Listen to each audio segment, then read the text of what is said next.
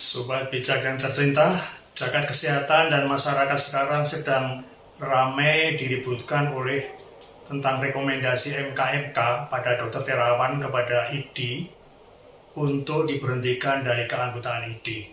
Soal memberhentikan seseorang dari suatu keanggotaan organisasi karena dianggap bersalah melakukan pelanggaran peraturan organisasi sebenarnya adalah soal biasa. Seorang anggota partai yang melanggar arahan ketua partai bisa tiba-tiba dipecat tanpa banyak pertimbangan, kecuali dianggap membahayakan posisi ketua partai itu. Dan konsekuensinya dia tidak jadi anggota DPR atau DPRD. Berarti pendapatannya bisa langsung hilang seketika. Masalahnya yang dipecat pada saat ini, yang terancam dipecat adalah Dr. Terawan yang pernah jadi Menkes dan seorang TNI dengan pangkat Letnan Jenderal. Dulu ada Dr. Simon yang mengaku dapat mengobati tumor tetapi tidak bisa membuktikan efektivitas pengobatannya secara ilmiah. Akhirnya juga dipecat dari keanggotaan ID. Wapres Adam Malik adalah salah satu korbannya karena terlanjur percaya pada omongan Dr. Simon ini. Bagi masyarakat timbul pertanyaan dan kecurigaan, jangan-jangan Ikatan Dokter Indonesia menjatuhkan sanksi pada Dr. Terawan karena persaingan antar spesialis atau karena desakan dari perusahaan luar yang tidak ingin Indonesia menyaingi produk kesehatan mereka. Mari kita diskusikan dalam video ini. Bagi seorang dokter yang dikeluarkan dari ID akan mengalami konsekuensi tidak bisa menjalankan praktek dokternya karena tidak mendapat izin praktek dari Dinas Kesehatan setempat. Sebab penerbitan surat izin praktek dokter itu harus mendapatkan rekomendasi dari ID setempat menurut Undang-Undang Praktek Kedokteran. Dalam Undang-Undang Praktek Kedokteran juga ditetapkan bahwa harus ada pengawasan dan pemeliharaan kemampuan dokter dan dokter gigi agar masyarakat dan dunia ilmu kedokteran bisa terjaga dan dilindungi dari praktek-praktek yang tidak berdasarkan ilmu yang diakui oleh dunia ilmiah kedokteran. Karena itu, dalam Undang-Undang Praktek Kedokteran diatur bahwa tugas menjaga, menetapkan, mengatur, dan mengawasi kemampuan atau kompetensi dokter adalah Konsil Kedokteran Indonesia atau KKI. Jika urusannya adalah pelanggaran disiplin terhadap standar kompetensi dan prosedur praktek kedokteran akan ditangani oleh Majelis Kehormatan Disiplin Kedokteran Indonesia atau MKDKI sebagai lembaga otonom di dalam KKI sebagaimana yang tersebut dalam Undang-Undang Praktek Kedokteran itu. Dalam Undang-Undang Praktek Kedokteran juga disebutkan bahwa jika ada masalah pelanggaran etika maka diserahkan pada organisasi profesi. Jadi dalam hal ini organisasi profesi satu-satunya yang tersebut dalam Undang-Undang Praktek Kedokteran itu adalah ID untuk dokter. Karena itu dalam organisasi ID ada lembaga MKEK atau Majelis Kehormatan Etik Kedokteran. ID sebagai warga organisasi profesi dokter mempunyai program untuk menyelenggarakan peningkatan pembelajaran berkelanjutan bagi dokter. ID jadi merupakan organisasi yang tidak hanya memikirkan kesejahteraan anggota saja, tapi juga memberikan perlindungan terhadap anggota, tapi juga melakukan program peningkatan pengetahuan kedokteran berkelanjutan setelah dokter menjalani pendidikan formal di institusi pendidikan kedokteran, dan memberikan penilaian pelanggaran etika anggotanya. Pada tahun 2018 sebetulnya ada beberapa dokter dan 2017 ada beberapa dokter dan profesor yang mengajukan judicial review pada Mahkamah Konstitusi mempermasalahkan kewenangan ID yang dianggap terlalu besar seperti super body. ID dianggap menangani banyak hal seperti peningkatan pengetahuan dokter, pembinaan, dan pengawasan etika, menjadi salah satu penentu praktek dokter sampai ke penentuan kelayakan kompetensi melalui resertifikasi kembali bagi para dokter. Namun keputusan MK pada waktu itu tetap mengakui bahwa ID tetap sebagai organisasi profesi satu-satunya bagi dokter. Salah satu alasannya karena mengurusi masalah profesionalisme, maka perlu adanya one source of the truth atau sumber kebenaran yang sama yang dipegang oleh semua dokter di Indonesia agar praktek profesinya tidak membahayakan masyarakat. Jadi tidak bisa mudah dilepas pada beberapa organisasi yang bisa jadi menyusun aturan dan etika anggota semau masing-masing yang akan memunculkan perbedaan dalam ukuran etika, ukuran standar kompetensinya, dan karena berbagai kepentingan. Yang akan jadi korban adalah masyarakat konsumen pengguna jasa dokter. Apalagi kalau kepentingan politik dan ekonomi mempengaruhi sikap terhadap organisasi dokter. Jadi, jika ada suara ingin mengurangi kemenangan ID, yang paling penting harus dijawab adalah siapa yang bertanggung jawab menjaga atau mengawasi para dokter dalam hal etika medis dan membina para dokter dalam meningkatkan pengetahuan dan kompetensinya setelah lulus dari Fakultas Kedokteran. Karena konsekuensi bagi seseorang dokter jika melakukan pelanggaran standar kompetensinya itu kemungkinan terkena pelanggaran etika. Juga bisa saja terjadi pelanggaran disiplin profesi. Bahkan bila mana ada tuntutan dari pasien atau masyarakat, bisa menjadi perkara perdata dan pidana jika melanggar peraturan yang sudah ditetapkan atau undang-undang yang sudah ditetapkan.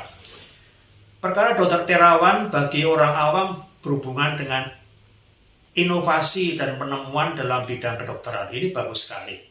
Benarkah penemuan itu telah dilakukan?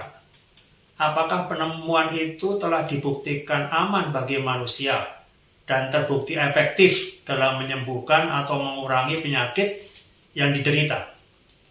Kabarnya telah sekian puluh ribu orang yang telah diterapi dengan metode DSA yang dilakukan oleh Dr. Terawan ini, yaitu singkatan dari Digital Subtraction Angiography. Para dokter spesialis saraf dan bedah saraf sebetulnya sering melakukan metode DSA ini kepada pasien, namun dengan tujuan mendiagnosa atau mengetahui kondisi pembuluh darah otak yang tersumbat atau mengalami kerusakan. Namun ada klaim tanpa didahului penelitian dengan prosedur ilmiah yang dilakukan sebelumnya bahwa metode DSA ini bisa menyembuhkan pasien yang dalam kondisi stroke, bahkan bisa sebagai upaya preventif agar pasien tidak jatuh ke dalam stroke. Banyak orang yang mempertanyakan apakah memang prosedur ilmiah baku yang harus dilakukan harus diikuti oleh para ilmiawan. Ada yang curiga bahwa dengan mengikuti prosedur baku itu Indonesia akan nggak punya kesempatan dalam penemuan ilmiah karena sudah terkunci dengan prosedur yang ada. Prosedur ilmiah untuk menemukan vaksin COVID yang 4 tahap misalnya ternyata juga diikuti oleh negara-negara Barat, Cina, dan Rusia, meskipun dengan prosedur yang dipercepat karena alasan darurat pandemi. Dalam penelitian ilmiah untuk menentukan efikasi atau efektivitas suatu metode pengobatan, prosedur bakunya adalah uji coba secara acak atau Randomized Control Trial atau RCT, yang katanya memang menjadi metode yang terbaik untuk mendapatkan perkiraan efek pengobatan yang benar. RCT yang dilakukan secara ketat meminimalkan bias dengan mengendalikan faktor yang diketahui dan tidak diketahui atau faktor pengganggu yang mempengaruhi hasil dan mengacaukan bukti adanya efek pengobatan. Studi observasional atau pengamatan termasuk yang memiliki desain dan analisis paling canggih sekalipun kadang tidak cukup mengontrol faktor yang mengganggu hasil penelitian itu. Banyak intervensi bedah misalnya dan medis yang direkomendasikan berdasarkan studi observasional atau pengamatan kemudian terbukti tidak efektif atau bahkan berbahaya. Seperti misalnya percobaan terhadap transfusi darah untuk mempertahankan hemoglobin lebih besar dari 10 mg per dl pada pasien sakit kritis, atau transplantasi sumsum tulang untuk kanker payudara, atau ketika percobaan bypass ekstrakranial intrakranial untuk stenosis arteri karotis misalnya. Hasil yang berbeda juga dapat terjadi pada peserta uji coba karena efek Hawthorne atau efek placebo, yang keduanya dapat mengacaukan efek pengobatan dan menurunkan validitas suatu riset. Efek Hawthorne ini terjadi misalnya ketika perubahan perilaku dokter atau pasien karena merasa diamati akan menghasilkan hasil yang lebih baik. Efek placebo bisa terjadi karena ketika pasien memperoleh manfaat bukan dari pengobatan itu sendiri, tetapi dari harapan pasien akan manfaat tersebut. Misal karena pasien sudah membayar besar pada suatu pengobatan, tentu pasien berharap besar dan percaya akan terjadi manfaat seperti yang disampaikan. Dan kemungkinan efek placebo akan terjadi di mana pasien merasa mendapat perbaikan kesehatannya setelah dilakukan pengobatan.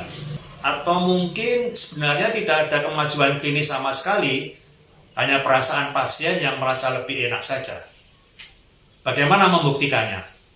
Ya, dengan melakukan gold standard dalam penelitian, yaitu dengan percobaan terhadap semua pasien yang dipilih secara acak untuk mengikuti prosedur pengobatan yang mau diteliti dibandingkan yang tidak mengikuti prosedur penelitian dengan metode RCT itu. Apakah metode RCT harus dilakukan atau tidak harus dilakukan untuk membuktikan kebenaran dari suatu terapi? Pada kenyataannya, menurut beberapa laporan, lebih banyak juga penelitian yang tidak memakai RCT. Hanya 10% yang memakainya untuk penelitian bedah misalnya. Yang lain hanya berdasar observasional dengan alasan kurangnya sampel untuk dilakukan penelitian acak atau random.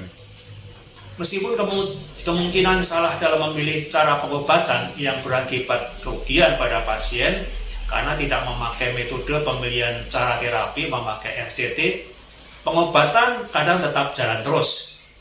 Tinggal kita mau enggak dengan menjadikan pasien sebagai percobaan efektivitas suatu pengobatan dengan memakai prosedur riset yang seadanya.